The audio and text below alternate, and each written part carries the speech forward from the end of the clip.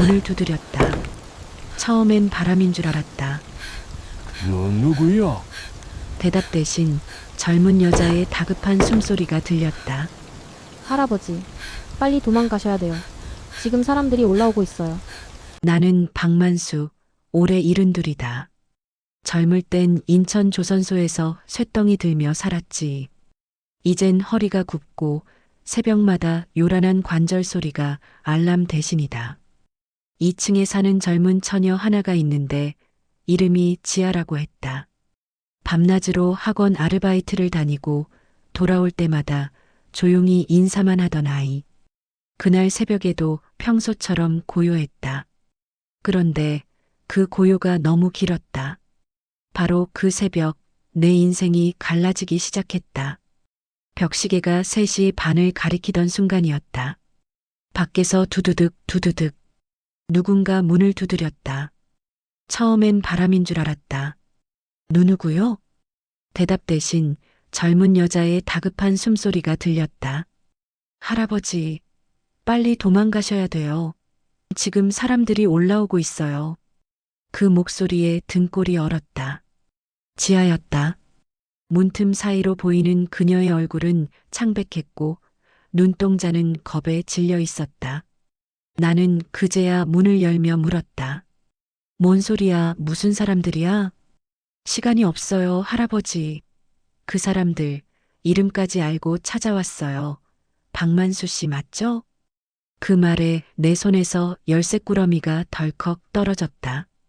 그 순간 계단 밑에서 쿵쿵 무거운 발소리가 들려왔다. 남자 목소리가 낮게 울렸다. 2층이지? 박만수 거기 있지? 나는 반사적으로 불을 껐다. 심장이 북처럼 쿵쿵 울렸다.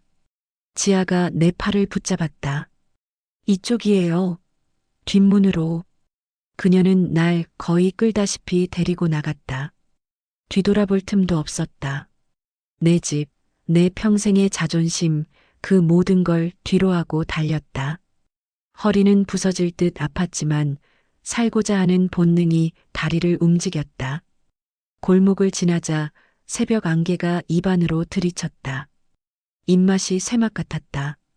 마치 오래된 죄가 다시 입안에서 녹아내리는 듯했다. 나는 숨을 몰아쉬며 물었다. 지아야, 도대체 왜 나한테 이런 말을.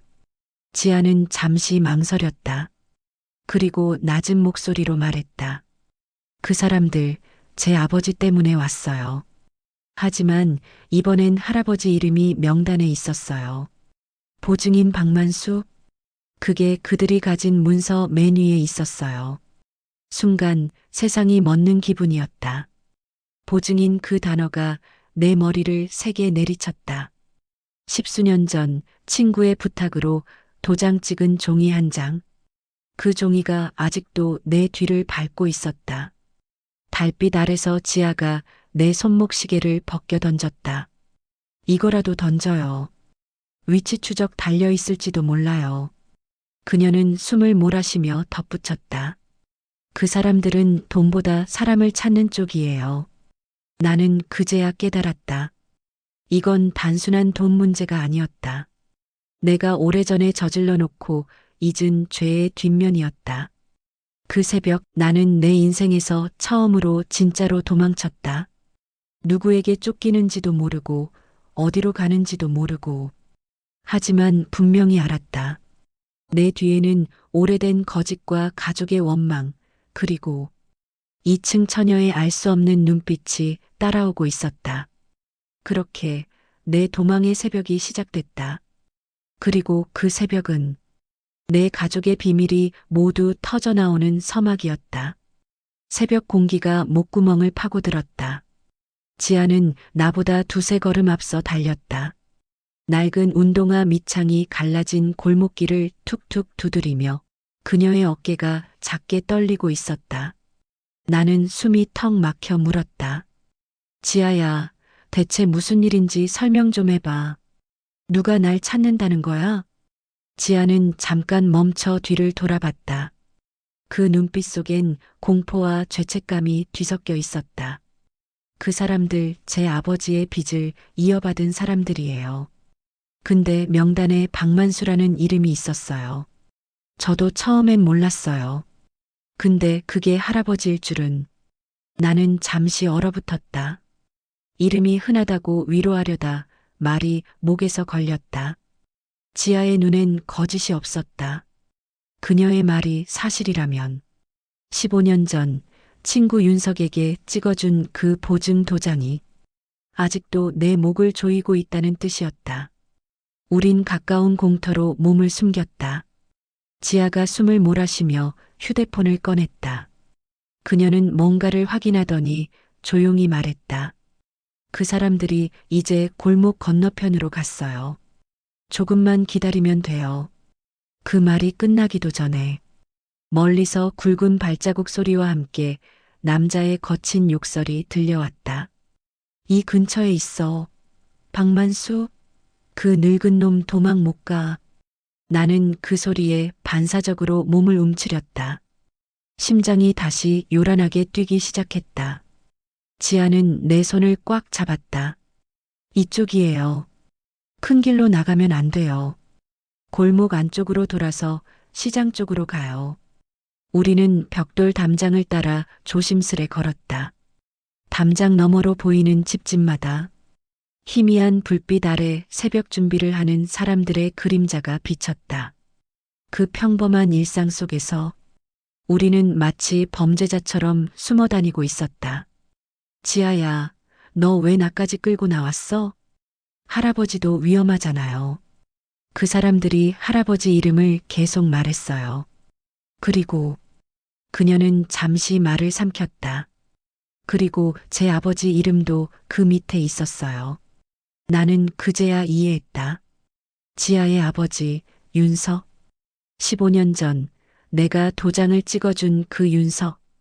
그리고 지금 그의 딸이 내 손을 잡고 도망치는 중이었다. 우리는 시장 골목 끝으로 향했다. 빵 굽는 냄새가 공기 속에 섞여 있었다. 그 냄새는 이상하게 따뜻했지만 내 속은 차가운 공포로 굳어 있었다. 그때 뒷골목에서 누군가의 목소리가 들렸다. 할아버지. 나는 반사적으로 몸을 돌렸다. 그곳에는 검은 패딩 차림의 남자 하나가 서 있었다. 그의 손에는 두꺼운 봉투 하나가 들려 있었다. 박만수 씨, 여기 서류 좀 보시죠. 나는 얼어붙었다. 그 서류 봉투 모서리에는 분명히 내 이름이 적혀 있었다. 박만수 연대보증인. 지아가 내 앞으로 몸을 세웠다. 이건 불법이에요. 새벽에 이런 식으로. 남자는 비웃으며 말했다. 그래, 너도 알고 있구나? 니네 아버지 덕에 이 양반까지 고생하시네. 그 말 한마디에 지아의 얼굴이 하얗게 질렸다. 나는 그제야 모든 게 이어졌다. 지아의 아버지, 내 옛 친구 윤석이 남기고 간 빚. 그 빚이 세대를 넘어 이제는 그 딸과 나를 동시에 덮쳐오는 중이었다. 지아가 내 팔을 다시 잡아당겼다. 할아버지, 뛰어요. 우리는 다시 시장 쪽으로 달렸다. 남자의 고함이 뒤에서 터졌다. 잡아. 늙은 놈부터. 가게 셔터가 반쯤 내려앉은 골목 사이로 몸을 숨겼다. 숨이 끊어질 듯 가빠왔다. 지아가 낮은 목소리로 속삭였다. 이제 할아버지도 알아야 돼요. 이건 단순한 빚이 아니에요. 이건 가족끼리 만든 덫이에요. 그녀의 말이 내 귓속을 맴돌았다. 가족끼리 만든 덫. 그 순간 머릿속을 스쳤다. 며칠 전 큰아들 준호가 했던 말. 아버지, 집 담보로 대출 좀 더 받아야 할 것 같아요. 잠깐 쓰고 바로 갚을게요. 그때는 대수롭지 않게 넘겼는데 지금 생각해보면 그 서류에도 내 이름이 있었을지도 모른다. 새벽은 점점 밝아오고 있었다. 지아는 떨리는 손으로 내 어깨를 붙잡았다. 할아버지, 이제 우리 어디로 가요? 나는 잠시 하늘을 올려다봤다. 낡은 전봇대 위로 까마귀 한 마리가 울었다. 이제 집으로 가야지. 내가 만든 일이면 내가 끝을 봐야지. 하지만 그 말이 끝나기도 전에 지아의 휴대폰이 진동했다. 화면에는 낯선 번호 하나, 그리고 짧은 메시지. 박준호 씨와 통화 중입니다. 준비하세요. 그 순간 나는 알았다. 이제 쫓기는 건 나만이 아니라 우리 가족 전부였다. 그리고 그 도망의 끝엔 내가 피하려 했던 가족의 진실이 기다리고 있을 거라는 걸.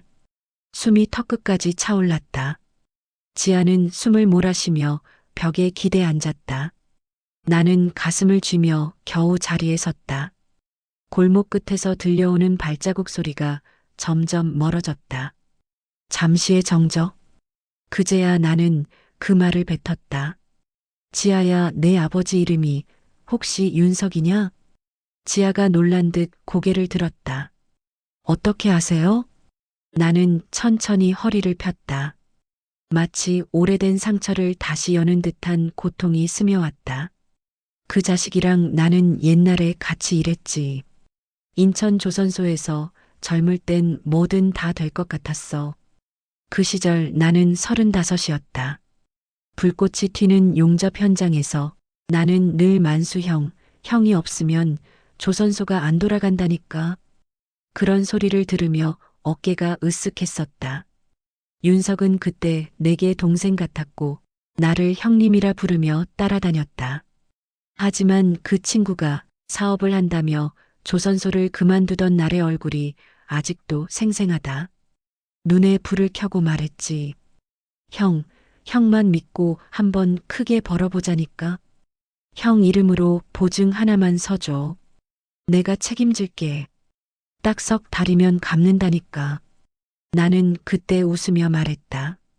야, 우리 사이에 무슨 계약서야. 찍자, 도장. 그리고 그 도장이 내 인생의 족쇄가 될 줄은 몰랐다. 그 후에 어떻게 됐는지 알아? 나는 지아를 향해 중얼거렸다. 사업이 망했지. 윤석은 한순간에 사라졌고 남은 건 내 이름이 찍힌 서류뿐이었어. 그때 아내가 내게 소리쳤었다. 당신은 왜 남일에 그렇게 호구야? 우리 애들 학원비는 누가 책임질 거야?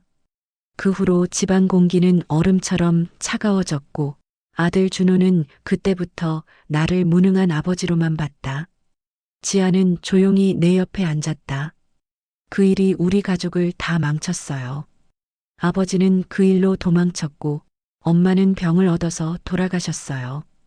그래서 전 할아버지를 원망했어요. 그녀의 말이 내 심장을 찔렀다. 나는 손을 떨며 담배를 꺼내 들었지만 라이터 불이 켜지지 않았다. 지아야, 미안하다. 그땐 그게 사람의 도리인 줄 알았다. 그때였다. 멀리서 핸드폰 벨소리가 울렸다. 나는 무심코 주머니에서 꺼내보았다. 발신자 준호. 아버지, 왜 전화를 안 받으세요? 지금 경찰이 집 앞에 와 있어요. 채권자라고 난 몰랐어요. 이게 다 뭐예요?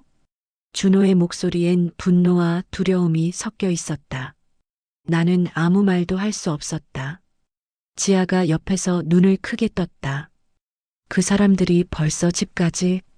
나는 머리를 감싸쥐었다. 이건 단순히 과거의 빚이 아니었다. 윤석의 그림자가 다시 돌아와.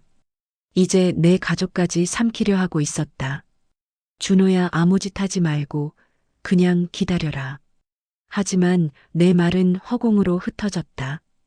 그가 내 말에 대답하기도 전에 전화기 너머로 들려온 소리.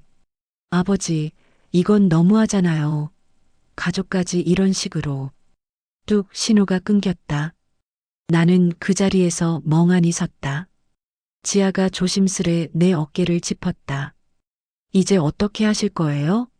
나는 허공을 바라보며 천천히 말했다. 이제 숨지 않는다. 이건 내 죄야. 하지만 내 가족이 대신 벌받게 둘 순 없지. 지아는 잠시 망설이다가 고개를 끄덕였다. 그럼 저도 같이 가요. 이건 제 아버지의 죄이기도 하니까요. 우리는 다시 집 쪽으로 발걸음을 돌렸다. 새벽이 끝나갈 무렵 하늘이 붉게 물들기 시작했다. 그리고 그 붉은빛 아래서 나는 오래된 그림자를 본 듯했다. 윤서? 그 친구가 내게 웃으며 했던 말이 귓가에 맴돌았다. 형이 서줘야 나도 산다니까. 이제야 알겠다. 그 도장은 내 인생의 서명인 줄 알았는데 사실은 저주였다. 그날 새벽 나는 내 과거의 유령과 다시 마주했다. 그 유령은 돈의 얼굴을 하고 있었지만 사실은 가족의 원망이었다. 그리고 그 원망의 문턱에서 나는 처음으로 도망이 아니라 직면을 결심했다. 지아와 함께 다시 집 앞으로 돌아왔을 땐 이미 새벽이 끝나고 아침이 밀려오고 있었다. 복도 끝 창문 사이로 들어오는 햇살이 먼지와 섞여서 희뿌연 연기처럼 부유했다. 내 집이지만 발을 들이는 순간 낯선 냄새가 코를 찔렀다. 가스레인지 위엔 말라붙은 국그릇 그리고 거실엔 찢어진 서류들이 흩어져 있었다. 그 한가운데에 큰아들 준호가 앉아 있었다. 셔츠는 구겨지고 눈밑은 퀭했다. 손에는 은행 도장이 들려 있었다. 이게 뭐예요, 아버지? 그의 목소리는 낮지만 날카로웠다. 탁자 위에는 담보 설정 통지서가 펼쳐져 있었다. 채무자 박준호 연대보증인 박만수. 서류 맨 밑 내 도장이 선명했다. 나는 머리를 싸쥐었다. 준호야, 그건 내가 그때 급해서 찍어달랬죠. 근데 아버지는 아무 말도 안 했잖아요. 이게 무슨 일이에요? 왜 채권자가 집까지 찾아와요? 그의 목소리가 거칠게 올라갔다. 지아가 조심스레 내 뒤에 섰다. 아드님 잠깐만 진정하세요. 준호의 시선이 곧장 그녀에게 향했다. 이쪽은 또 누구예요? 2층에 사는 지아라고 합니다. 오늘 새벽 할아버지 생명 구해드린 사람이에요. 준호는 냉소를 흘렸다. 구해드려요? 아니요. 지금 보니까 같이 무슨 일 꾸미는 것 같은데요? 그 말에 지아가 움찔했다. 내 입에서도 변명이 나오지 않았다. 그 순간 며느리 수정이 방 안에서 나왔다. 눈두덩이엔 밤새운 흔적이 선명했다. 그녀는 조용히 말했다. 준호야, 그만해. 내 아버지한테 그럴 말투 쓰지 마. 준호가 돌아보며 외쳤다. 엄마는 몰라요? 이 집 지금 은행에 잡혀 있는 거, 이 사람 때문에 다 이렇게 된 거예요. 그의 손끝이 내게 향했다. 평생 남 도와준다고 나섰다가 우리만 망했잖아요. 엄마가 병원비 걱정하는 것도 모르고, 손자 학원비 밀린 것도 모르고. 수정의 눈가가 떨렸다. 그만해, 준호야. 하지만 준호는 멈추지 않았다. 아버진 늘 그래요. 남의 일엔 불쌍하다 하고 자기 가족은 외면하죠. 그래서 엄마도 나도 아버지를 존경할 수가 없어요. 그 말이 내 가슴을 후벼 팠다. 나는 입을 떼었지만 말이 나오지 않았다. 그때 지아가 나섰다. 그건 아드님이 잘못하세요. 이건 할아버지 잘못만이 아니에요. 제 아버지가 됐어요.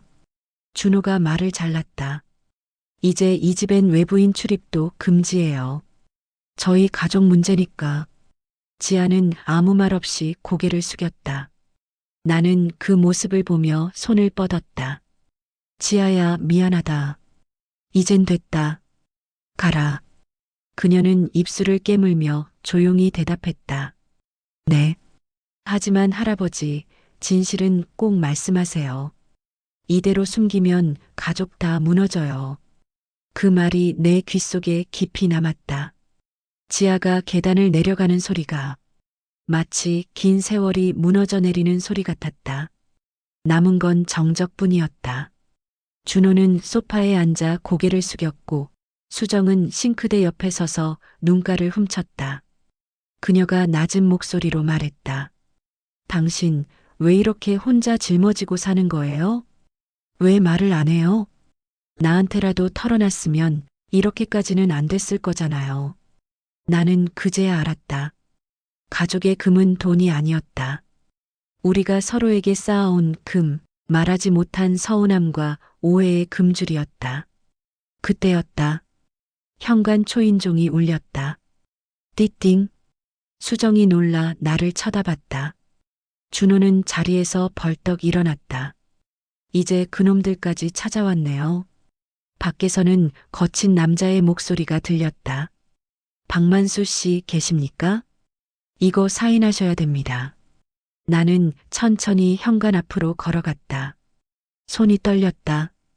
그 문 하나가 지금껏 쌓여온 가족의 불신과 세상의 짐을 한꺼번에 열어젖힐 것만 같았다. 문고리를 잡기 전 내 뒤에서 준호의 목소리가 들렸다. 아버지, 이번엔 도망치지 마요. 그 말에 나는 고개를 들었다. 그래, 이번엔 안 도망친다. 나는 문을 열었다. 그 문 너머에 지아가 있었다. 손에는 흰 봉투 하나가 들려 있었다. 할아버지, 이거요. 그 사람들이 두고 갔어요. 오늘 저녁 8시 결정을 내려라. 그게 마지막이라고 했어요. 지아의 눈빛엔 두려움보다 결심이 있었다. 그녀의 등 뒤 멀리서 검은 차 한 대가 천천히 사라지고 있었다. 그날 아침 햇살은 따뜻했지만 우리 가족의 마음은 더 이상 하나도 따뜻하지 않았다. 그때부터였다. 진짜 막장 같은 현실이 시작된 건 문을 닫자 집안 공기가 더 무거워졌다. 지아는 잠시 봉투를 탁자 위에 올려놓고 눈치껏 한 발 물러섰다. 나는 그 봉투를 바라보다가 손을 뻗었지만 차마 열지 못했다. 그 속에는 단순한 종이 몇 장이 아니라 이 집을 송두리째 흔들 마지막 경고장이 들어있을 것 같았다. 그때 수정이 조용히 주방으로 걸어갔다. 싱크대 밑에서 무언가를 꺼내는 소리가 났다. 서랍 문이 덜컥 열리고 낡은 서류철 하나가 식탁 위에 던져졌다. 그만 숨겨요, 아버님. 그녀의 목소리는 놀랍도록 침착했다. 저도 알아요.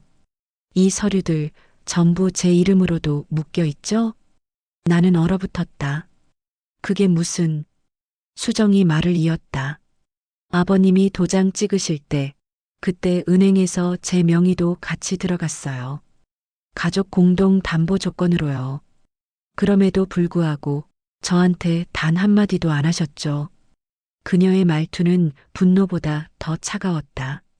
눈빛에는 오랜 체념이 깔려 있었다. 전 이 집을 지키려고 이자라도 메워보겠다고 하루에 2탕씩 일했어요. 빨래방에서 식당에서. 근데 그걸 아셨어요? 아무도 모르죠. 준호가 그제야 고개를 들었다. 엄마, 이제 그 얘기 그만해요. 하지만 수정은 멈추지 않았다. 아니, 이제는 말할 때야. 너도 알아야지. 아버님이 도장 찍을 때 그 서류엔 내 이름도 들어가 있었어. 준호의 눈이 커졌다. 내 이름이요? 그래. 내가 대학 등록금 때문에 대출받던 해 아버님이 대신 서명해줬던 그 문서. 그게 지금 이 빚이랑 이어져 있어. 준호는 손으로 머리를 감싸쥐었다. 그럼 이건 전부. 수정이 말을 이었다. 그래, 우리 셋이 다 엮여 있는 거야. 이 집도, 이 빚도, 이 이름도. 그녀는 한숨을 내쉬며 의자를 당겨 앉았다. 근데 웃기죠? 이렇게 망해가면서도 우린 아직 밥상에서 예의 차리고 서로 눈치 보면서 괜찮다고 말하잖아요. 그녀의 입가에 슬픈 미소가 번졌다. 솔직히 말할게요. 저도 도망치고 싶었어요. 이 집이 불쌍해서, 아버님이 불쌍해서, 준호가 지쳐가는 게 불쌍해서.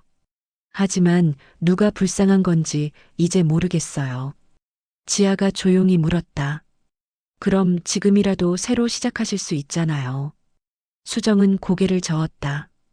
지금은 늦었어요. 이미 채권자들이 제 명의로도 손을 뻗었어요. 이번 주 안에 변제 안 하면 제 계좌도 묶여요. 그녀는 깊게 숨을 내쉬며 나를 바라봤다. 아버님, 이제 저한테도 숨기지 마세요. 그 도장 찍은 이유, 그게 단순히 친구 때문이었나요? 나는 아무 말도 할 수 없었다. 그녀의 질문은 너무 날카로웠다. 그때의 기억이 다시 떠올랐다. 그 도장은 윤석이 때문만이 아니었다. 그때 내 아내가 병원비 때문에 울고 있을 때였다. 나는 자존심을 세우느라 누구한테도 도움을 못 청했다. 그때 윤석이 말했다. 형, 내가 대신 도와줄게. 대신 보증만 해줘. 결국 나는 도움을 받는 척하면서 빚을 산 셈이었다. 그게 내 인생 최대의 모순이었다. 그때 준호가 일어나며 외쳤다. 그만 좀 하자.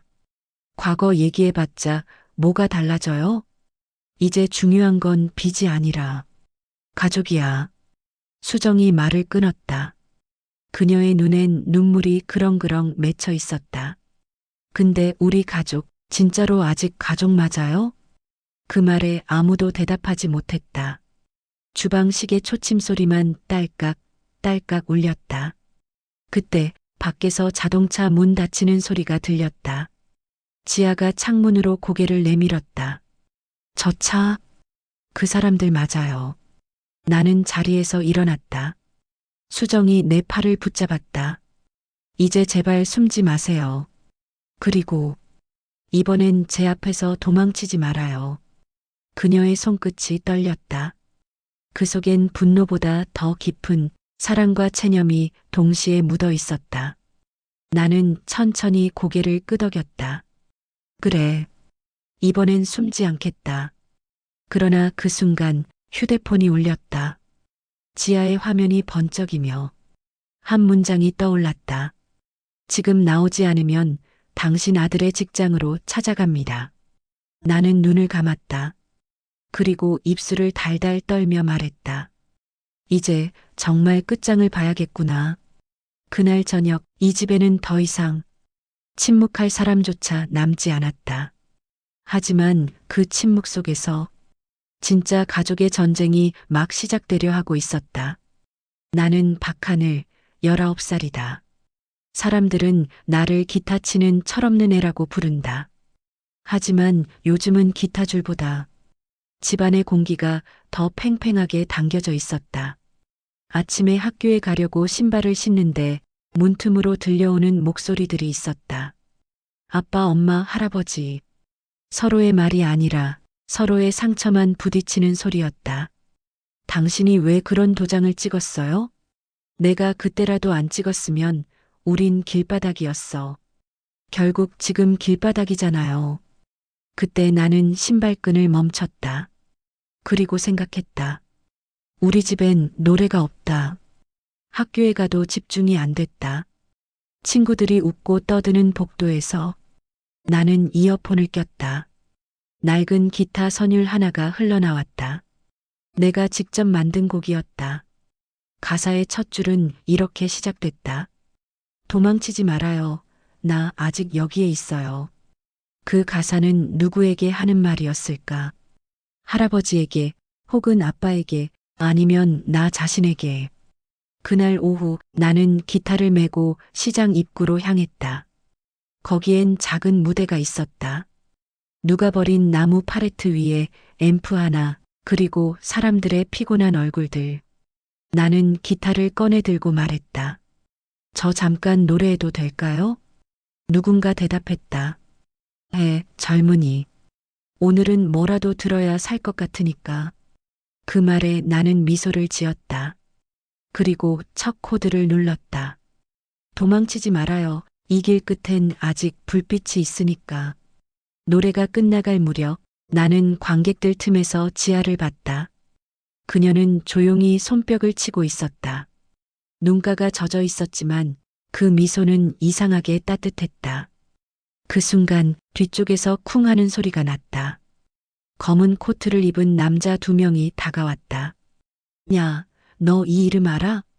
남자 중 한 명이 동전컵을 발로 찼다. 컵이 굴러가며 내 노래가 끊겼다. 지아가 달려왔다. 뭐 하는 짓이에요? 학생한테. 그녀가 막아섰지만 남자 하나가 비웃으며 말했다. 그 노래 가사 아버지 대신 사과하려는 거냐? 박만수 손자라며? 그 말에 주변이 술렁였다. 나는 그제야 깨달았다. 이젠 학교도 거리도 노래도 모두가 우리 가족 이야기를 알고 있었다. 지아가 내 팔을 잡았다. 하늘아, 그만 가자. 여긴 위험해. 나는 고개를 저었다. 아니요, 도망 안 칠래요. 이건 우리 가족 노래예요. 나는 다시 기타를 들었다.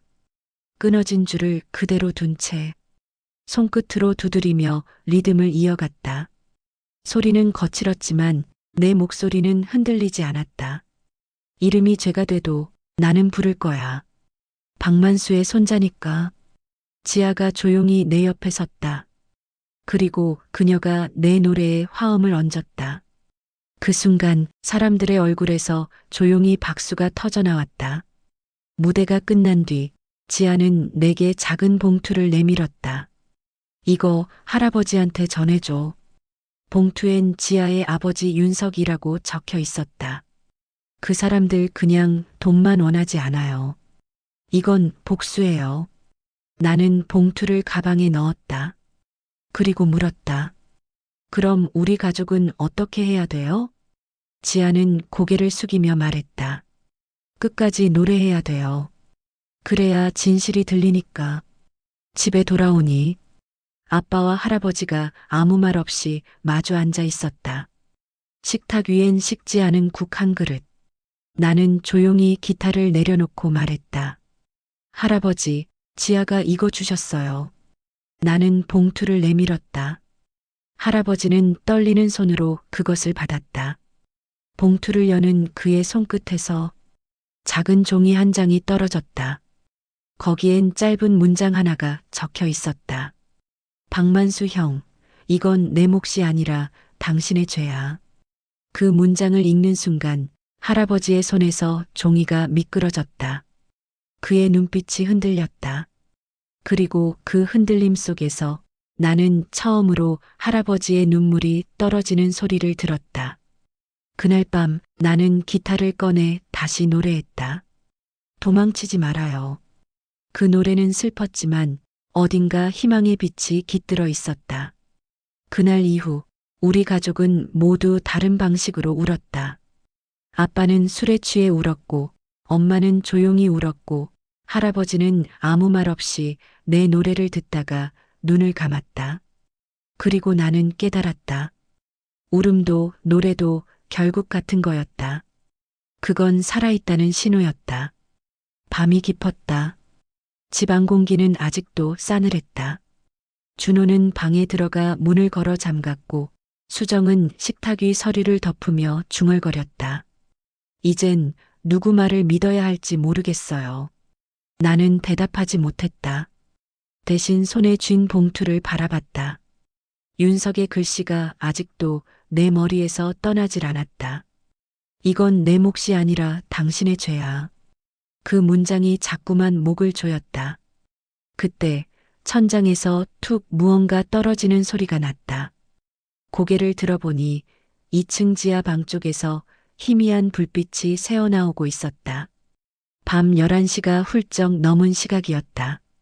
나는 지팡이를 짚고 천천히 계단을 올랐다.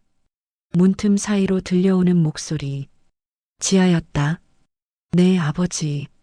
이제 거의 다 왔어요. 할아버지께 말씀드리면 그래요. 그때처럼 되진 않겠죠. 순간 내 심장이 덜컥 내려앉았다. 아버지라니? 윤석은 이미 오래전에 죽은 줄 알았다. 나는 문을 살짝 열었다. 지아는 전화를 끊고 작은 상자 하나를 꺼내 들고 있었다. 그 상자 안에는 오래된 사진이 여러 장 들어 있었다. 그중 한 장이 내 시선을 잡았다. 사진 속엔 젊은 윤석과 그리고 내 아내 순정이 함께 서 있었다. 서로의 어깨에 손을 얹고 있었다. 사진 뒤에는 낡은 글씨로 이렇게 적혀 있었다. 나의 진짜 형, 만수에게 미안하다. 나는 그 자리에서 숨이 막혔다. 지아가 놀라 고개를 들었다. 할아버지 왜 여기 계세요? 그 사진 뭐야? 내 목소리는 떨렸다. 지아는 잠시 망설이다가 상자를 내밀었다. 이건 제 아버지가 남긴 거예요. 상자 속엔 더 많은 편지가 있었다. 그중 한 통을 꺼내 펼치자 윤석의 글씨로 이렇게 적혀 있었다. 만수 형, 미안하다. 너희 가족에게 빚진 건 돈이 아니라 죄다. 그날 순정 씨가 울면서 나한테 말했지. 만수가 다치는 게 무서워요. 그래서 내가 대신 서명했어. 내 이름으로. 그 순간 나는 머리가 멍해졌다. 그게 무슨 말이야, 내 이름으로? 지아가 조용히 말했다. 할아버지, 그날 도장 찍은 건 사실 제 아버지가 대신했어요. 형님 대신 형님 가족을 지키려고요. 나는 믿을 수 없었다. 그럼 내가 빚을 진 게 아니라 그가 나를 대신해서. 지아가 고개를 끄덕였다. 맞아요. 하지만 그때 서류가 뒤바뀌었어요. 형님 명의가 채무자로 남았고 아버지는 그걸 바로잡지 못했어요. 그래서 도망쳤어요. 나는 비틀거리며 침대 모서리에 주저앉았다. 눈앞이 흐려졌다. 그럼 그동안 내가 죄책감으로 살아온 건 전부 오해야? 오해지만 아버지는 그것도 죄라고 생각하셨어요. 지아의 눈에 눈물이 고였다. 아버지는 끝까지 만수 형이 나 대신 벌을 받는 거다. 그렇게 말하면서 돌아가셨어요. 나는 손으로 얼굴을 가렸다. 온몸이 떨렸다. 그날 윤석의 얼굴, 도장 찍던 순간 내 아내가 울면서 당신 그러지 마요 하던 목소리. 모두 하나의 장면으로 이어졌다. 그건 단순한 보증이 아니었다. 희생과 오해, 그리고 사랑의 왜곡이었다. 지아는 조용히 상자를 닫으며 말했다. 할아버지, 이제 이건 끝내야 해요. 아버지는 죽어서도 빚을 졌고 할아버지는 살아서 벌을 받았어요. 이제 그만 서로 용서해요. 나는 고개를 숙였다. 지아야, 너 왜 이제야 말했니? 아직도 저를 용서해 줄 수 있을지 몰라서요. 무슨 뜻이야? 지아는 눈을 감았다. 전 윤석의 딸이기도 하지만 박만수 형님의 피도 섞여 있어요. 그 한마디에 시간이 멈춘 듯 했다. 뭐라고? 어머니가 순정 씨예요. 저 할아버지의 딸이에요. 내 손이 공중에서 굳어버렸다. 목이 메어 아무 말도 나오지 않았다. 지아의 눈빛은 차분했지만 그 속엔 수십 년간의 상처가 있었다. 그래서 전 아버지를 미워하면서도 형님인 할아버지를 원망했어요. 내가 누구의 자식인지 끝까지 알 수가 없었어요. 나는 아무 말 없이 지아를 바라봤다. 내 젊은 날의 잘못된 선택이 한 사람의 인생을 이렇게 갈라놓았다. 지아는 조용히 내 앞에 무릎을 꿇었다. 이제야 말할 수 있었어요. 그 사람들은 저한테도 압박했어요. 내 진짜 아버지를 찾아내라. 그게 빚을 갚는 길이다. 그녀는 떨리는 목소리로 덧붙였다. 그래서 처음엔 할아버지를 미워하려고 왔어요. 그런데 이젠 미워할 수가 없어요. 나는 손을 들어 그녀의 어깨에 올렸다. 지아야, 미안하다. 내가 사람을 구하려다 결국 두 가족을 망쳤구나. 지아는 눈물을 훔치며 고개를 저었다. 그래도 이제 진실을 말했잖아요. 이제는 누군가는 용서해야 해요. 그 말에 나는 고개를 끄덕였다. 그래, 이제 숨기지 않겠다.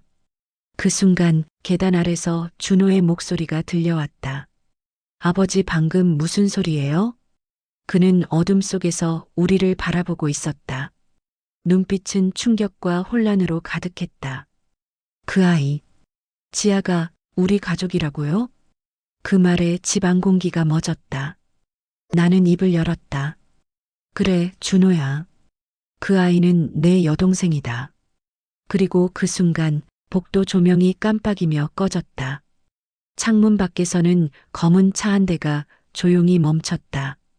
그리고 낯선 남자의 목소리가 들려왔다. 좋아, 이제 다 모였군.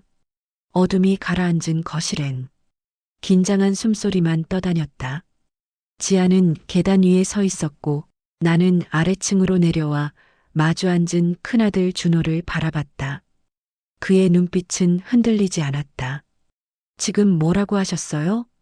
저 위에 있는 그 애가 우리 가족이라고요?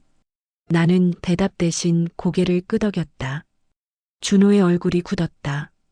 그럼 어머니는요? 어머니가 그 사실을 알고 계셨던 거예요? 나는 잠시 말을 잃었다. 지아가 계단 아래로 천천히 내려왔다. 아니에요. 어머니는 몰랐어요. 저는 세상 어디에도 속하지 못한 사람이었어요. 준호의 입꼬리가 떨렸다. 그럼 아버지는 다른 여자를... 그만해라. 내 목소리가 거칠게 터졌다. 그건 그런 얘기가 아니다. 준호가 벌떡 일어섰다. 그럼 뭡니까, 아버지? 우리 어머니 외에 다른 여자가 있었고 그 여자랑 낳은 애를 지금 와서 가족이라니. 그게 아니면 뭐예요? 나는 아무 말도 못했다. 목구멍이 막혔다. 그동안 억눌러왔던 죄책감이 이제 피처럼 역류해 올라왔다. 수정이 급히 뛰어나와 준호의 팔을 잡았다. 준호야, 그만해. 아버지 심장 약한 거 알잖아. 엄마는 몰랐어요? 이 모든 걸 다 숨기고 살았어요? 수정의 손끝이 떨렸다. 나도 오늘 처음 알았어. 나도 이제 뭐가 진실인지 모르겠어. 그녀는 지아를 바라봤다. 지아는 고개를 숙였다. 죄송해요. 저는 그냥 진실을 말하고 싶었어요. 그게 제 아버지가 남긴 마지막 부탁이었어요. 준호는 손으로 머리를 쥐어뜯었다.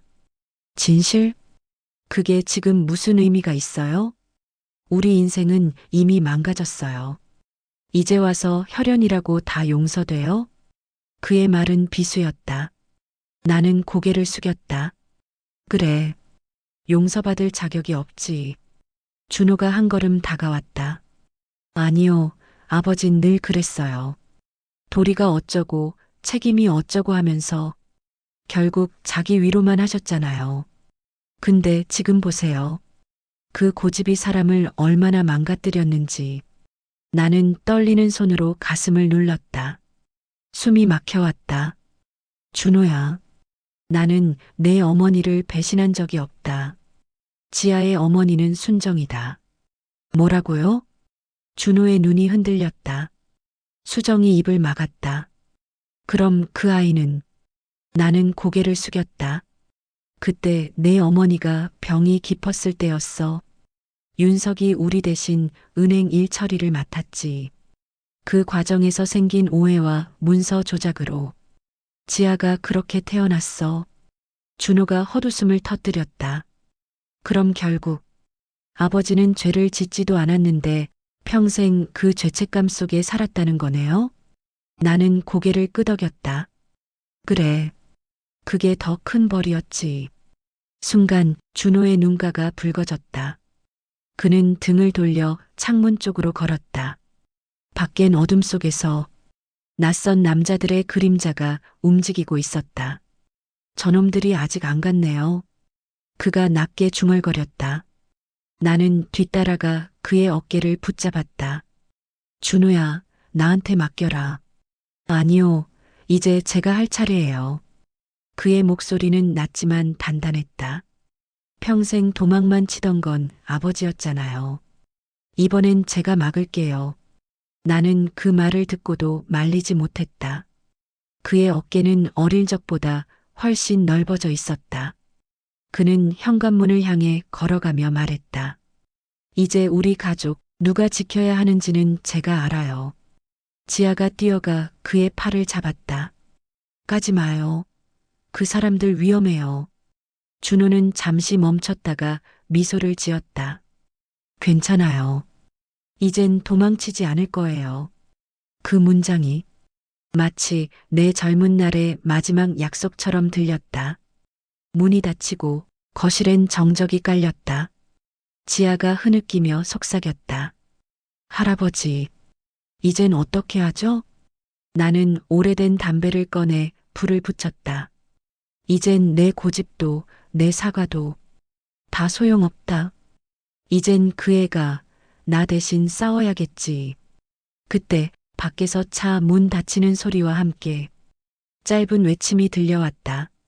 멈춰요. 지아가 창문으로 달려갔다. 준호 씨가 그 사람들한테 붙잡혔어요. 나는 지팡이를 떨어뜨리고 문 쪽으로 달렸다. 준호야. 밖엔 싸늘한 바람만이 울부짖었다. 그날 밤 나는 처음으로 하늘을 향해 큰 소리로 울었다. 그 울음 속엔 후회와 죄 그리고 아들의 이름이 섞여 있었다. 새벽 공기는 싸늘했고 거리엔 각 구운 빵 냄새와 젖은 신문지 냄새가 뒤섞여 있었다. 지아는 두 손을 꽉 쥔 채 나를 이끌었다. 할아버지, 분명 여기 근처예요. 그 사람들이 준호 씨 데리고 시장 쪽으로 갔어요. 나는 숨을 몰아쉬며 따라갔다. 그래, 시장이면 익숙하지. 예전엔 여기서 일도 했었지. 어느새 새벽 시장 입구에 다다랐다.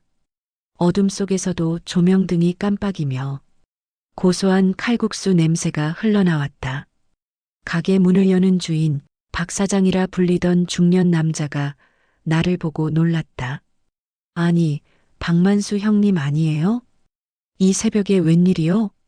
나는 숨을 몰아쉬며 말했다. 사장님, 혹시 젊은 남자들이랑 내 아들 비슷한 청년 못 봤소? 박 사장은 눈썹을 찌푸렸다. 아, 그 검은 코트 입은 놈들이요? 시장 끝쪽 냉동 창고로 들어갔어요. 근데 형님, 거기 위험해요. 요즘 그놈들 시장 사람들도 괴롭힌다니까. 그 말에 지아가 눈을 반짝였다. 맞아요. 그쪽이에요. 박 사장은 주머니에서 열쇠를 꺼내며 말했다. 기다려요. 나 혼자 보낼 순 없지. 그리고는 뒷문 쪽으로 우리를 안내했다. 시장 안골목길은 어둡고 비좁았다. 벽에는 낡은 포스터와 광고지들이 덕지덕지 붙어 있었다. 한쪽에선 노점 상인들이 새벽 준비를 하고 있었다. 내가 지나가자 몇몇 노인들이 조용히 인사했다. 어르신, 오랜만이에요. 그들의 얼굴엔 피곤함보다 어딘가 굳은 연민이 있었다. 지아가 나지막이 말했다. 할아버지, 여기서 다들 아시네요. 그래, 내가 한때 이 시장에서 일했거든. 쇠 깎고 손자 학비 벌겠다고 밤새 용접도 하고 그때 날 믿어준 사람들이었지. 시장 한가운데 작은 칼국수집이 있었다. 문 앞에 도착하자 박 사장이 우리를 안으로 끌었다. 잠깐 숨어요. 그놈들 순찰 돌듯이 돌아다녀요. 안에는 따뜻한 국물 냄새가 가득했다. 하얀 김이 올라오며 한 모금만 마셔도 몸이 녹을 듯했다.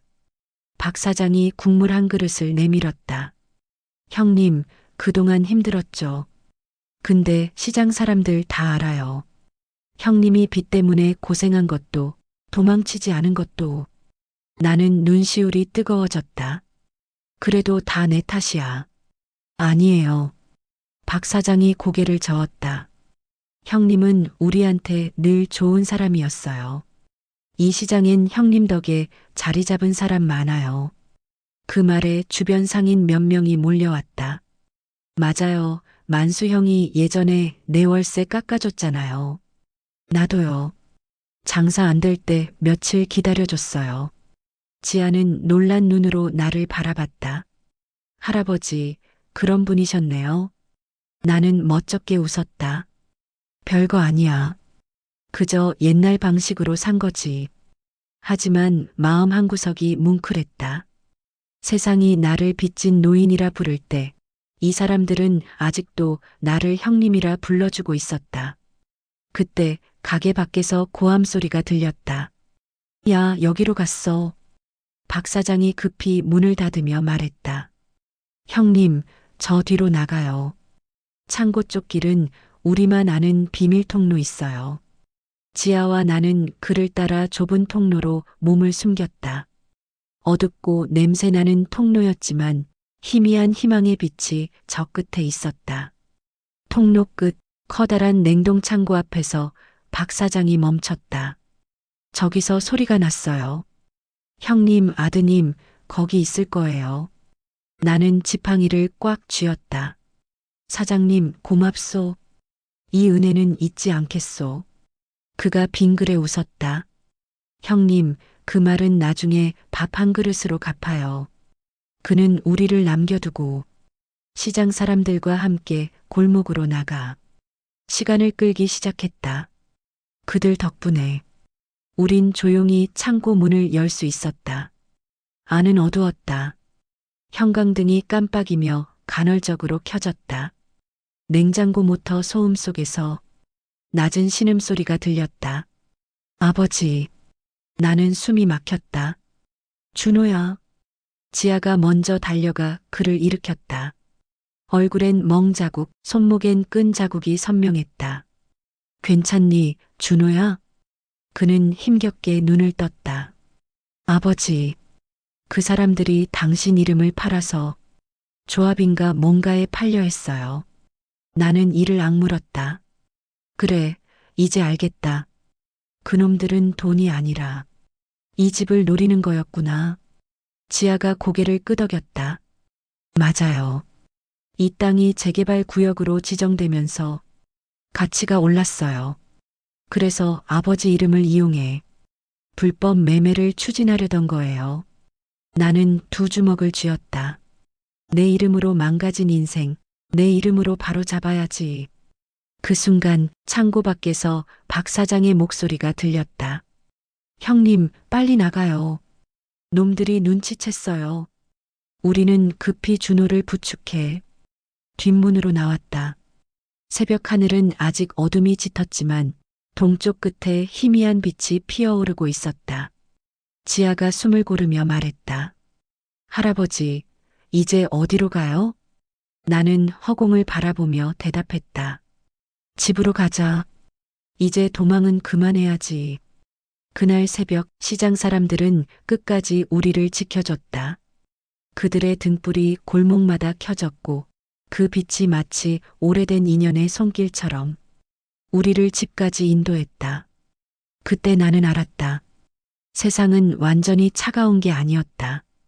가장 밑바닥에서도 누군가는 여전히 사람답게 살아가고 있었다. 해가 막 떠올랐다.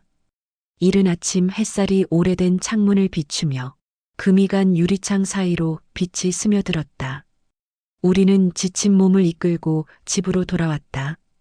지아는 준호의 멍든 팔에 약을 바르고 있었고 수정은 아무 말 없이 물을 데웠다. 그 물김이 허공에 떠올라 마치 집안에 쌓인 미안함처럼 천천히 흩어졌다. 나는 식탁 위에 시장 사람들에게서 받은 서류를 펼쳤다. 냉동 창고 안에서 발견한 검은 봉투 속 문서였다. 맨 위에는 낯익은 이름, 박준호 채무자. 그리고 그 밑엔 더 선명하게 박힌 글자, 채권자 하늘금융대부 대표 박만수. 나는 손에서 펜을 떨어뜨렸다. 뭐야 이게? 지아가 봉투를 들여다봤다. 이게 할아버지 이름으로 된 서류예요. 그런데 이건 조작이에요. 서명도 다르잖아요. 준호가 놀란 눈으로 나를 봤다. 아버지, 이건 누가 만든 겁니까? 나는 손가락으로 떨리는 서류를 짚었다. 이건 내 필체가 아니야. 누군가 내 이름을 팔아 나를 채권자로 만들어버렸어. 지아가 낮게 중얼거렸다. 그럼 아버지는 채무자가 아니라 허위 채권자로 엮인 거네요. 나는 머리를 감쌌다. 그래서 그놈들이 나를 찾은 거였구나. 진짜 돈이 아니라 내 이름이 필요했던 거야. 수정이 조용히 물었다. 그럼 그놈들 이 집을 어떻게 노린 거예요? 지아가 서류를 자세히 넘겼다. 이건 재개발 구역 문서예요. 여기 봐요. 채무 불이행 시 해당 부동산 소유권 이관 가능. 즉, 법적으로 집을 강탈할 수 있는 구조예요. 준호가 이를 악물었다. 그럼 이건 단순한 빚이 아니라 계획된 사기네요. 나는 천천히 고개를 끄덕였다. 그래, 윤석의 이름을 팔고 내 이름을 이용해서 이 집을 통째로 삼키려는 놈들이다. 지아가 가방에서 노트를 꺼냈다. 그건 윤석이 남긴 수첩이었다. 그녀가 떨리는 손으로 한 페이지를 펼쳤다. 계약서 위조 박만수 이름 도용. 중간 브로커 장진수 전 하늘금융 직원. 그 이름을 보는 순간 나는 숨이 멎을 뻔했다. 장진수 그놈 나랑 같이 일했던 애야. 수정이 물었다. 그 사람이 지금도 일해요? 그래. 요즘은 이 근처 재개발 조합에 들어갔다는 얘기 들었지. 준호가 자리에서 일어났다. 그럼 우리가 그 사람 잡으면 끝이에요. 나는 그의 팔을 잡았다. 준호야, 이건 단순히 경찰에 신고할 문제가 아니야. 법적으로 이 서류가 진짜 위조라는 걸 증명해야 해. 그 순간 지아가 노트를 덮으며 말했다. 방법이 있어요. 제 아버지가 남긴 USB가 있어요. 그 안에 계약 원본 파일이 들어있을 거예요. 하지만 그게 하늘금융의 서버 안에 있어요. 준호가 미간을 찌푸렸다. 그럼 그걸 꺼내려면 불법 침입이에요. 순간 정적이 흘렀다. 수정이 입을 틀어막았다. 지아야, 그건 위험해. 너까지 다칠 수 있어. 지아는 눈을 내리깔았다. 그냥 두면 할아버지도 이 집도 다 사라져요. 나는 잠시 생각하다가 탁자 위에 수첩을 덮었다. 좋아. 그럼 우리가 같이 가자.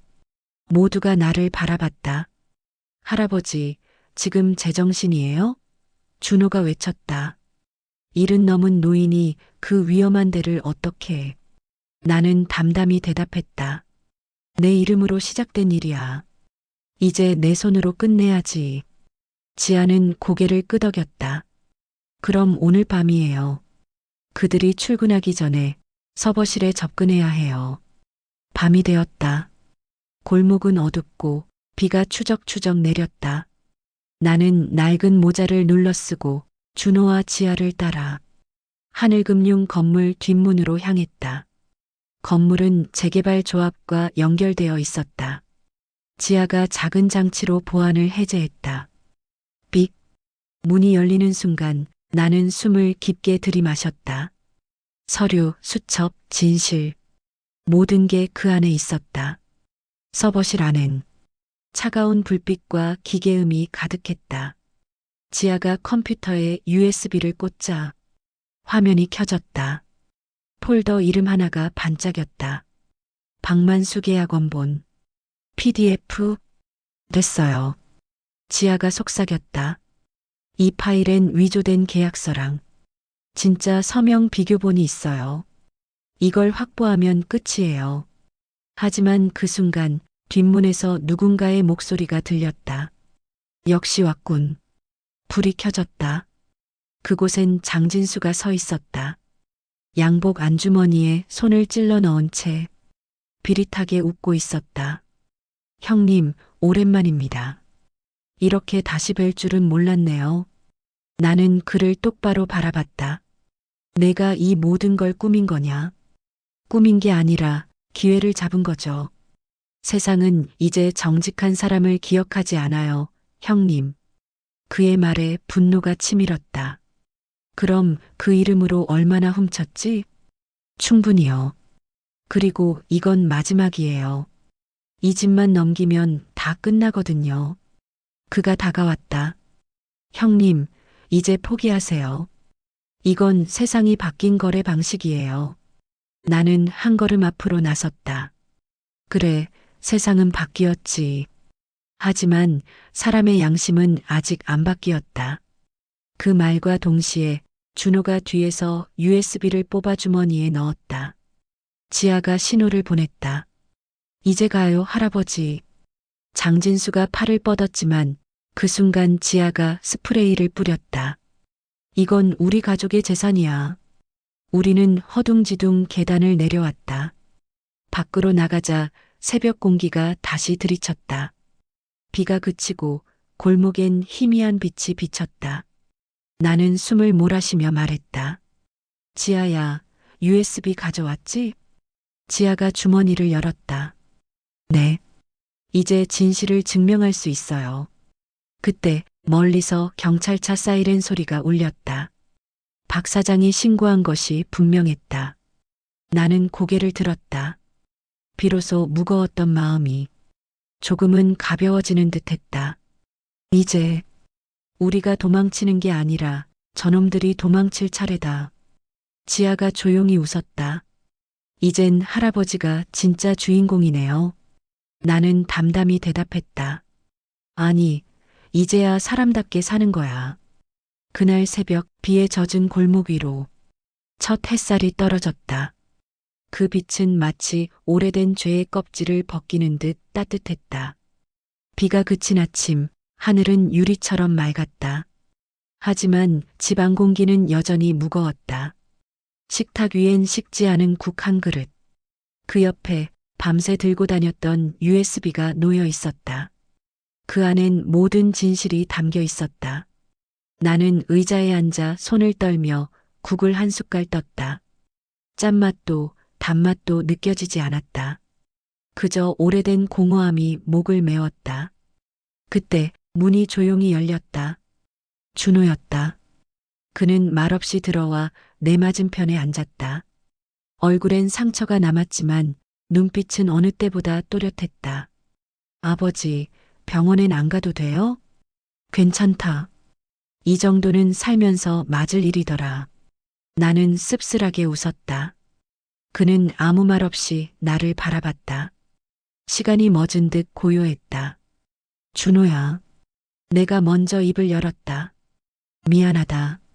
그는 고개를 들지 않았다. 뭐가요? 그동안 내가 감당해야 했던 짐들. 전부 내 몫이었는데 난 평생 고집으로만 살았지. 준호가 천천히 고개를 들었다. 아버지는 늘 도망쳤어요. 그 말에 나는 고개를 끄덕였다. 그래, 맞다. 도망쳤다. 가난해서, 죄책감에서, 그리고 너희 어머니의 눈빛에서까지. 준호의 손이 주먹으로 쥐어졌다. 근데 왜 그랬어요? 그렇게 참고, 그렇게 고생하면서 한 번이라도 우리한테 솔직해질 수는 없었어요? 나는 깊은 숨을 내쉬었다. 부끄러웠다. 뭐가요? 가장이란 이름이. 그 말에 준호의 눈이 흔들렸다. 나는 말을 이었다. 내 어머니가 아팠을 때 내가 아무것도 할 수 없었어. 돈도 힘도 용기도 없었지. 그때 윤석이 손을 내밀었고 난 그 손을 잡았어. 그게 시작이었지. 그게 죄예요? 아니, 그걸 평생 숨긴 게 죄야. 나는 허공을 바라보며 말을 이었다. 그때 너는 중학생이었지. 내가 내 눈을 똑바로 바라보며 물었잖아. 아빠, 우린 왜 이렇게 불행해요? 그 말이 평생 가시처럼 남았다. 준호는 입술을 깨물었다. 저도 그랬어요. 아버지 미워하면서도 매일같이 아버지를 닮아가더라고요. 일터에서 고집 부리고 누가 도와주면 됐어요 하면서 밀어내고. 그는 웃었다. 결국 저도 아버지 아들이죠. 나는 천천히 그의 손등 위에 손을 얹었다. 그게 나쁜 게 아니다. 뭐가요? 세상이 흉하게 바뀌어도 그래도 바르게 살고 싶은 그 고집. 그게 내 피에 있는 거다. 잠시 침묵이 흘렀다. 햇살이 창문을 타고 들어와 준호의 얼굴을 비쳤다. 그 빛 속에서 나는 처음으로 내 아들을 한 남자로 봤다. 아버지, 응, 저 이제 그만 미워할래요. 그의 목소리가 떨렸다. 그동안 미워한 게 아니라 두려웠던 것 같아요. 아버지처럼 살까봐, 아버지처럼 망가질까봐. 나는 웃었다. 그럼 이제 됐다. 망가지지 않으려 애쓰는 게 아니라 다시 세우는 게 진짜 용기야. 준호의 눈가가 젖었다. 아버지, 진짜로 후회돼요. 나도. 그럼 우리 이제 다시 시작할 수 있을까요? 나는 잠시 그를 바라보다가 조용히 고개를 끄덕였다. 가족은 무너지는 게 아니라 기다리는 거야. 시간이 오래 걸릴 뿐이지. 그 말에 준호는 눈을 감았다. 그의 어깨가 떨렸고 그 떨림은 마치 내 젊은 날의 후회의 떨림과 닮아 있었다. 지아가 부엌에서 조용히 이 장면을 지켜보고 있었다. 눈물이 고여 있었지만 그녀는 소리내어 울지 않았다. 대신 작은 미소를 지었다. 수정이 커피를 들고 다가와 말했다. 이제야 가족 같네. 그 순간 오래 묶여있던 공기가 살짝 풀려나갔다. 서로가 서로를 바라보며 오랜 세월의 벽이 조용히 무너지고 있었다. 하지만 그 평화는 길지 않았다. 밖에서 갑자기 차가 급정거하는 소리, 그리고 낯익은 엔진음이 들려왔다. 지아가 창문을 향해 달려갔다. 저거 하늘금융차예요. 준호가 벌떡 일어났다. 또 왔네. 나는 그의 팔을 잡았다. 이번엔 도망치지 말자. 우린 이제 진실을 가지고 있다. 창밖에는 검은 양복의 남자들이 천천히 집을 향해 걸어오고 있었다. 손에는 문서가, 눈빛엔 분노가 서려 있었다. 나는 천천히 지팡이를 들었다. 좋다. 이번엔 내 이름으로 싸우겠다. 문을 열자마자 차가운 바람과 함께 그들이 들어왔다. 검은 코트를 입은 남자 3명, 그 중심에 장진수가 서 있었다. 그의 얼굴엔 여유와 조롱이 섞여 있었다. 형님, 결국 이렇게 다시 만나네요. 그가 느릿하게 웃으며 말을 꺼냈다. 이제 게임 끝이에요. 법원 명령도 떨어졌고 이 집은 우리 겁니다. 나는 천천히 지팡이를 짚고 일어섰다. 그래. 법을 들먹이려면 진짜 법부터 배우고 오지. 지아가 한 발 앞으로 나섰다. 당신들이 조작한 서류 지금 다 복원됐어요. 원본 파일은 경찰에 제출됐어요. 장진수의 표정이 굳었다. 허튼 소리 하지 마. 그 순간 준호가 휴대폰을 꺼내 화면을 보여줬다. 경찰 수사관의 영상 통화가 켜져 있었다. 박만수 씨, 파일 확인했습니다. 이건 명백한 위조입니다. 곧 출동하겠습니다. 장진수의 눈빛이 흔들렸다. 이 자식들, 아직도 끝났다고 생각하나? 그가 주먹을 쥐며 앞으로 다가왔다. 이 늙은이, 세상 돌아가는 꼴을 아직도 몰라요? 세상은 정의가 아니라 명의로 돌아간다니까요. 나는 한 걸음 다가서며 조용히 말했다. 맞다. 그래서 내가 남의 명의로 사는 거지. 순간 집안 공기가 얼어붙었다. 내 목소리는 낮지만 단단했다. 내가 훔친 건 돈이 아니다. 이름이야. 그리고 난 오늘 그 이름을 돌려받으러 왔다. 장진수가 비웃었다. 돌려받는다고? 지금 이 집 등기부 봐요. 아직도 당신 이름으로 남았어요. 당신은 채권자 겸 연대보증인이야. 당신 스스로 걸어둔 덫이지. 나는 조용히 웃었다. 그래, 그 덫에 내가 걸렸지. 근데 문제는 지아가 뒤에서 USB를 흔들었다. 그 덫의 밧줄이 이미 잘려버렸다는 거예요. 준호가 테이블 위에 인쇄물을 올려놨다. 계약 원본 대조 감정 결과서, 경찰의 서명과 공식 도장이 찍혀 있었다. 장진수는 그것을 보고 뒤로 물러났다. 이게 어떻게? 윤석 씨가 남긴 백업이 있었지. 지아의 목소리는 차분했다. 당신이 위조한 파일 전부 원본 서버에 백업돼 있었어요. 그 순간 밖에서 사이렌 소리가 울렸다. 경찰차 불빛이 유리창을 물들였다. 장진수의 얼굴이 새하얗게 질렸다. 형님, 진짜로 이길 수 있을 거라 생각해요? 그가 절박하게 외쳤다. 이 나라에서 가진 거 없는 사람이 정의를 이길 수 있다고 믿어요? 나는 그의 눈을 똑바로 바라보며 말했다. 그래.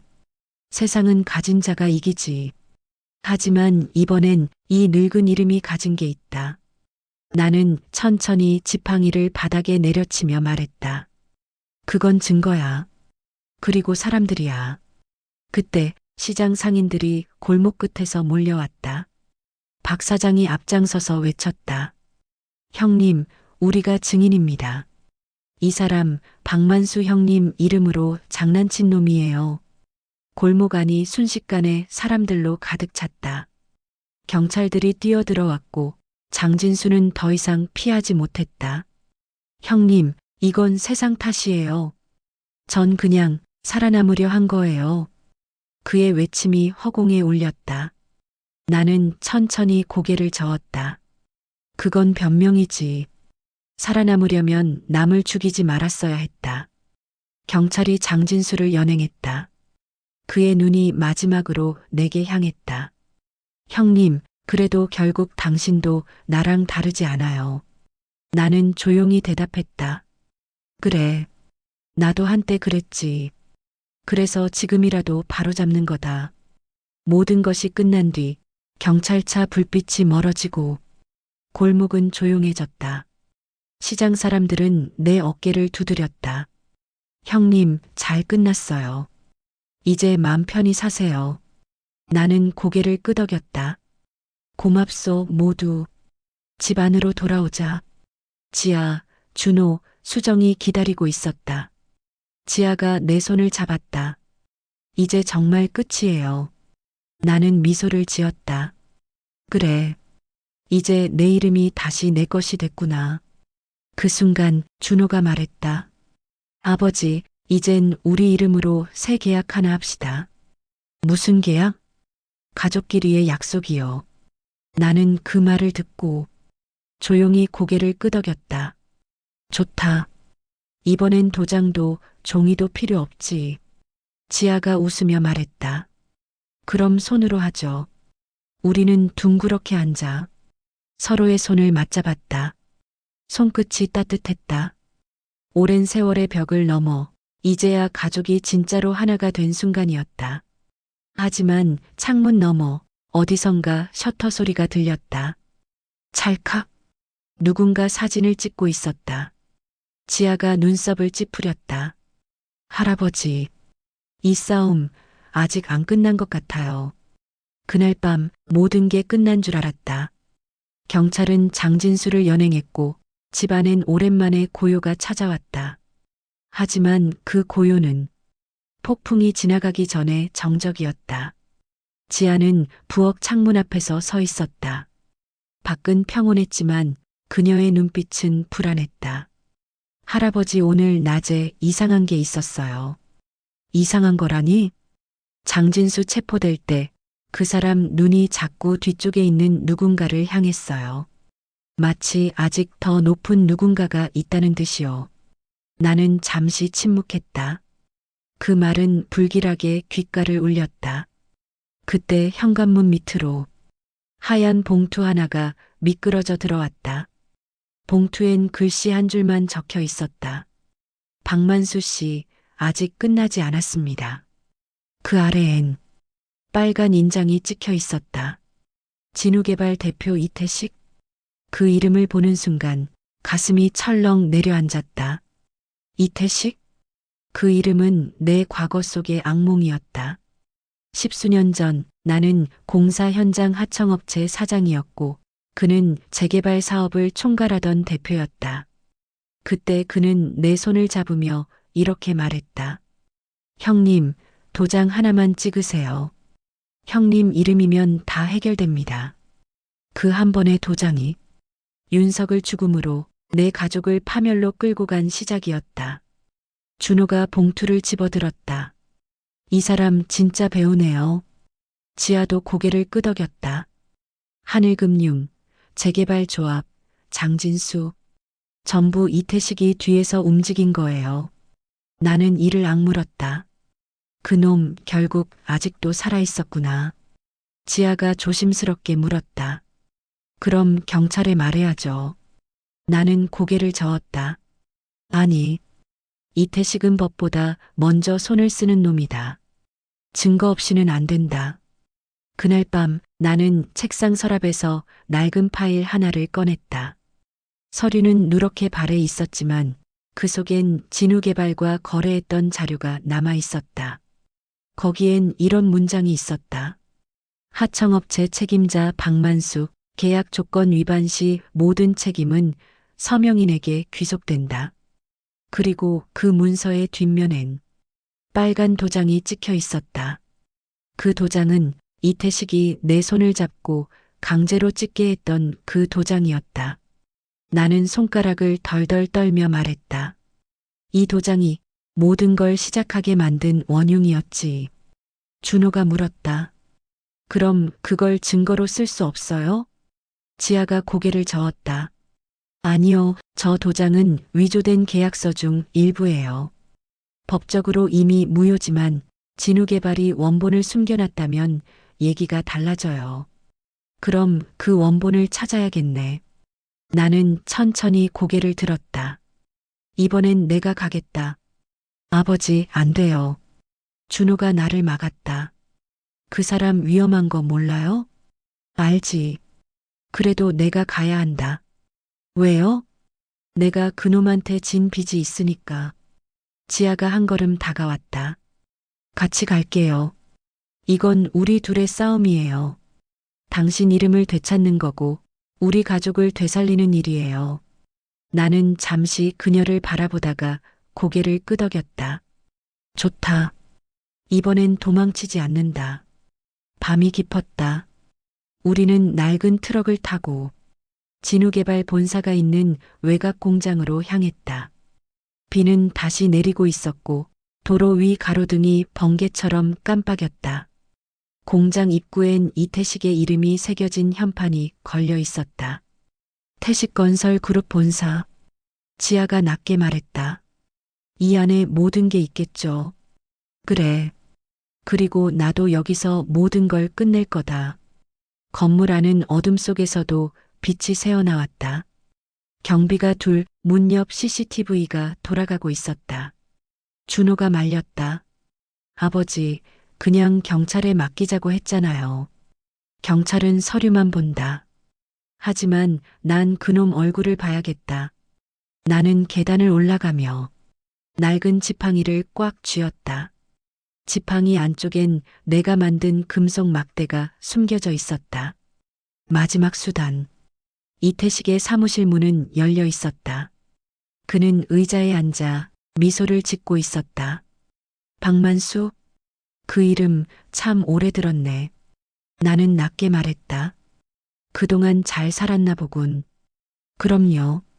형님 이름 덕분에 여기까지 왔으니까. 그의 웃음은 비수 같았다. 근데 왜 이제 와서 나타나셨어요? 이제 와서 정이라도 실현하시겠다? 나는 지팡이를 바닥에 내리치며 말했다. 아니, 이제 내 이름을 돌려받으러 왔다.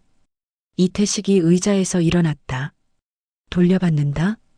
그 이름은 이미 내 사업에 박혀 있어요. 서류도 도장도 이젠 전부 내 것이다. 그의 말이 끝나기도 전에 지아가 문을 열고 들어왔다. 아니요. 이제 그 이름의 진짜 주인이 나타났어요. 지아가 USB를 책상 위에 올려놓았다. 여기 있어요. 당신이 위조한 원본, 그리고 윤석 아저씨의 증언 녹음까지. 이태식의 표정이 싸늘해졌다. 그걸 어디서? 윤석 아저씨가 죽기 전에 모든 걸 남겨뒀어요. 이태식은 비웃었다.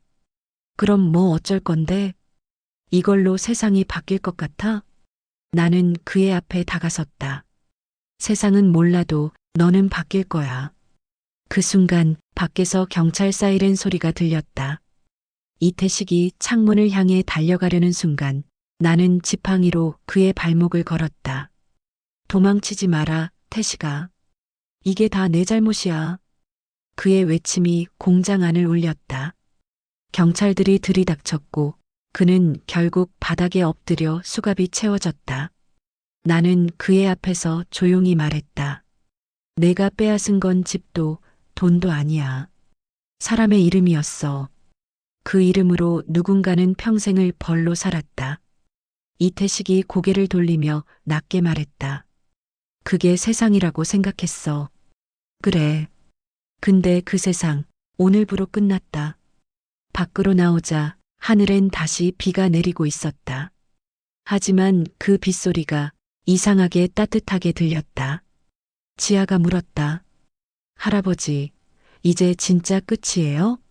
나는 빗속을 바라보며 대답했다. 그래. 이제 이름도 죄도 다 제자리로 돌아갔다. 비가 그치고 나서 며칠이 흘렀다. 집은 조용했다. 오랜 싸움의 흔적이 남은 거실엔 이상할 정도로 평화로운 공기가 감돌았다. 준호는 경찰서와 법원을 오가며 정리할 일을 받고 지아는 시장 사람들과 함께 복구 작업을 도왔다. 나는 그저 거실 소파에 앉아 햇살을 바라보고 있었다. 한때 그 햇살은 눈부셨지만 이제는 따뜻했다. 이제 정말 끝이구나. 그렇게 생각하던 그때였다. 문 앞에서 지아가 작은 상자를 들고 들어왔다. 할아버지, 이거 경찰이 전달해줬어요. 그녀는 조심스럽게 상자를 내밀었다. 그 안에는 낡은 수첩 하나와 편지 한 통이 들어 있었다. 봉투 앞엔 윤석의 글씨로 이렇게 적혀 있었다. 박만수 형님께 마지막 인사. 손끝이 떨렸다. 그 이름은 내 인생의 가장 깊은 상처이자 유일한 벗의 이름이었다. 나는 천천히 봉투를 열었다. 편지는 오래된 종이에 굳은 손으로 눌러 쓴 글씨로 적혀 있었다. 만수 형님, 형님이 이 글을 볼 때쯤이면 나는 아마 이 세상 사람이 아닐 겁니다. 형님, 미안합니다. 내가 그날 도장을 찍은 것도 내 가족을 지키겠다는 핑계였습니다. 결국 형님 이름을 팔았고 형님 인생을 무너뜨렸지요. 하지만 진실을 숨긴 건 나뿐이 아닙니다. 우리 모두가 죄인이었습니다. 이 세상에서 가장 무거운 건 돈이 아니라 서로의 이름을 짓밟은 죄입니다. 편지의 글씨가 점점 흐려졌다. 눈물이 떨어진 줄도 몰랐다. 나는 손등으로 눈을 닦으며 끝까지 읽었다. 형님, 언젠가 이 싸움이 다시 시작되면 제 딸을 찾아주세요. 그 아이는 세상에 남은 제 마지막 양심입니다. 그 아이가 형님을 할아버지라 부른다면 그건 형님이 다시 사람답게 살고 있다는 증거일 겁니다. 부디 이름을 잃지 마세요. 이 세상이 다 잊어도 형님 이름만은 꼭 남기세요. 형님, 고맙고 미안했습니다. 윤석 드림. 나는 한참 동안 아무 말도 하지 못했다. 지아는 내 앞에 조용히 앉아 있었다. 그녀의 눈가도 젖어 있었다. 할아버지, 이 편지 아버지가 남긴 거예요. 그래, 그런 줄 알았다. 나는 편지를 꼭 쥐었다. 너의 아버지, 내 인생의 절반이었다. 지아가 물었다. 할아버지는 그때 왜 계속 그 집을 지키려 했어요? 나는 잠시 생각하다가 대답했다. 그 집엔 죄가 있었거든. 죄요? 그래. 내가 도망쳤던 죄, 윤석이 떠난 자리, 그리고 너희 아버지의 이름까지. 그 죄를 지운다고 도망친다고 사라지지 않더라. 지아는 고개를 끄덕였다. 그래서 이제 집이 아니라 이름을 지키는 거군요. 맞다. 나는 미소를 지었다. 집은 무너져도 다시 세우면 된다. 하지만 이름이 무너지면 사람은 사라진다. 그날 밤 나는 편지를 작은 액자에 넣어 거실벽에 걸었다. 그 위엔 오래된 가족 사진이 있었다. 젊은 시절의 나, 그리고 내 옆에서 웃고 있던 윤석. 사진 속 그는 여전히 따뜻한 미소를 짓고 있었다. 나는 사진을 바라보며 조용히 중얼거렸다. 이제 됐다, 윤석아. 너의 딸은 잘 자라고 있어. 그리고 내 이름도 다시 사람들의 입에서 불리기 시작했다. 밖은 봄비가 내리고 있었다. 지아는 책을 읽고 있었고 준호는 노트북 앞에서 무언가를 정리하고 있었다. 수정은 부엌에서 국을 데웠다. 그 소리들이 이상하리만큼 따뜻했다. 평범한 일상이 그토록 그리웠던 행복이었다. 그때 문자 알림이 울렸다. 준호가 휴대폰을 들었다. 아버지, 오늘 뉴스에 나왔어요. 박만수 씨 재개발 비리 사건의 진실을 밝혀내다. 이름이 기사 제목에 떴어요. 나는 조용히 웃었다. 그래. 이제 내 이름이 부끄럽지 않구나. 하지만 이야기는 아직 완전히 끝나지 않았다. 지아가 거실 창가로 다가가 하늘을 바라보았다. 할아버지, 이제 어디로 가고 싶어요? 나는 잠시 생각하다가 말했다. 이젠 고향으로 가고 싶다. 내 이름이 처음 만들어진 곳으로. 지아가 미소를 지었다. 그럼 같이 가요. 봄이 완전히 찾아왔다. 오래된 집 앞 벚꽃나무에 분홍빛 꽃이 피기 시작했다. 나는 천천히 현관문을 닫았다. 이제 정말 가야겠구나. 지아가 내 옆에서 미소를 지었다. 할아버지, 준비 다 됐어요. 준호는 트렁크를 닫으며 말했다. 고향까지 오래 걸리죠? 글쎄, 이제는 걸리는 시간이 아니라 함께 가는 사람이 중요한 거지. 트럭은 느릿하게 시골길을 달렸다. 차창 밖으로는 농가 밭이 이어지고 벚꽃잎이 바람에 흩날렸다. 나는 조용히 창밖을 바라봤다. 저길 봐라. 저 산 너머에 우리 옛집이 있었지. 그때는 세상이 참 넓어 보였는데. 지아가 물었다. 그땐 어떤 아이였어요, 할아버지? 나는 잠시 웃었다. 욕심도 많고 꿈도 많았지. 근데 그 욕심이 결국 나를 잡아먹었어. 한참을 달리다 작은 마을이 보였다. 박촌리. 어릴 적부터 살던 이름이었다. 길가에는 낡은 비석 하나가 세워져 있었다. 비석엔 이런 글이 새겨져 있었다. 박만수, 성실한 사람. 이름보다 마음이 먼저인 사람이었다. 나는 멈춰서서 그 비석을 오래 바라봤다. 지아가 조용히 물었다. 할아버지, 이건 누가 세운 거예요? 글쎄, 아마 시장 사람들이 세웠겠지. 나는 웃으며 말했다. 이제야 내 이름이 제대로 박혔구나. 우리는 마을 끝으로 향했다. 거기엔 작은 흙집이 있었다. 기와는 무너지고 벽은 갈라졌지만 햇살은 여전히 그 집을 따뜻하게 비추고 있었다. 여기가 할아버지 어릴 적 집이에요? 그래. 여기서 처음 울었고 처음 일어섰지. 나는 마당에 서서 천천히 숨을 들이마셨다. 흙냄새, 나무 냄새, 그리고 기억의 냄새. 그 모든 게 내 몸속 깊은 곳으로 스며들었다. 준호가 옆에서 물었다. 아버지, 이제 후회돼요? 나는 고개를 저었다. 아니, 이제야 다 지나갔다는 게 고맙다. 지아가 살짝 웃었다. 할아버지, 윤석 아버지가 말했잖아요. 이름을 잃지 말라고. 나는 하늘을 바라보며 말했다. 그래. 이젠 내 이름이 부끄럽지 않다. 바람이 불었다. 벚꽃잎이 흩날리며 지붕 위로 날아올랐다. 그 순간 나는 무언가 속삭이듯 중얼거렸다. 윤석아, 이제 편히 쉬어라.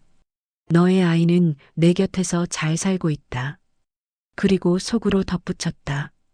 그리고 나도 이제 너처럼 사람답게 살아볼게. 해가 저물기 시작했다. 산등성이 위로 붉은 노을이 내려앉았다.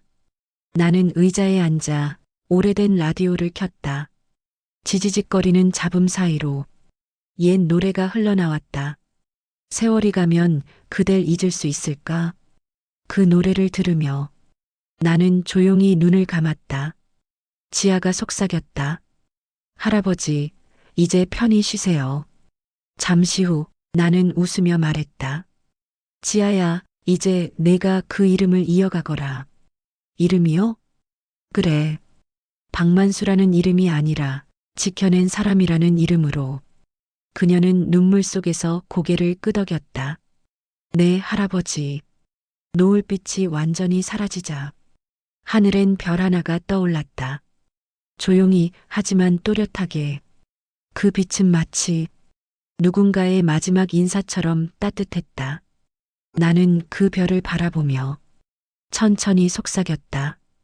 이젠 정말 잘 가보자. 다음 날 아침 지아는 흙집 마당 앞에 작은 표지판 하나를 세웠다. 여기 이름을 되찾은 사람이 살았다. 그 아래엔 꽃이 피어 있었다. 벚꽃잎이 바람에 흩날리며 햇살이 그 위를 스쳤다. 그 순간 모든 게 고요하고 모든 게 아름다웠다. 영상 끝까지 시청해 주셔서 감사합니다. 구독과 좋아요, 알림 설정은 영상 제작에 큰 힘이 됩니다.